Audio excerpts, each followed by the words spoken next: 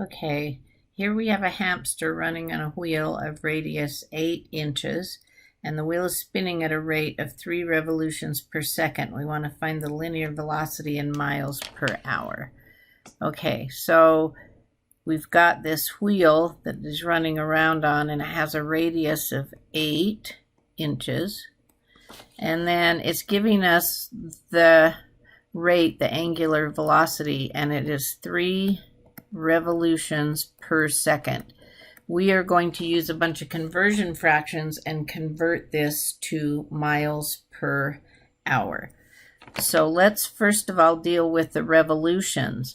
If I was looking at this wheel and I went around one time around this wheel, how far would I go? Well, around is the circumference. It's 2 pi r. And in our case, the r was 8, and so it's going to be 16 pi.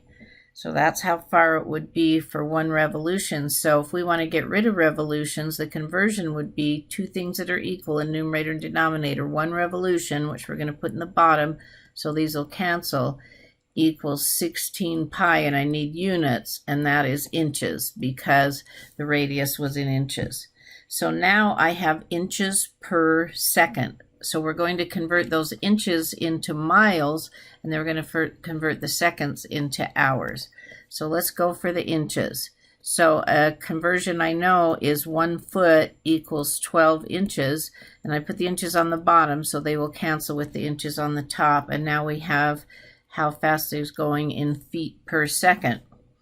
Okay, let's go ahead and get that to miles, and so you wouldn't be expected to know this, you'd be given this. 1 mile is, so we do the 5,280 feet on the bottom because we want feet to cancel, and then we put 1 mile on the top, and now we have miles per second.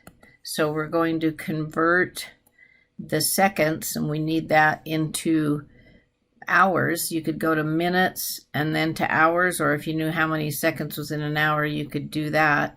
And we know that if there's 60 seconds in a minute and 60 minutes in an hour, then it's going to be 3,600. So let's go ahead and do that. We've got 3,600 seconds is 1 hour. Now the seconds will cancel. So the units that we have left, on the top we have miles, and on the bottom we have hours, so it's miles per hour. So that's what we want. So now I can put this in the calculator to find out the miles per hour. I need to make sure I multiply all the tops and then divided by, put a parenthesis to multiply all of the bottoms. So I'm grabbing the calculator, and I've got 3 times 16 times pi times 3,600. All of that's on the top.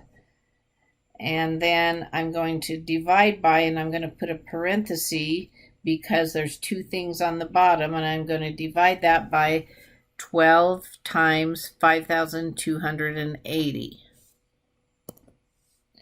And it looks like that is approximately 8 point to 1 decimal place 6 miles per hour.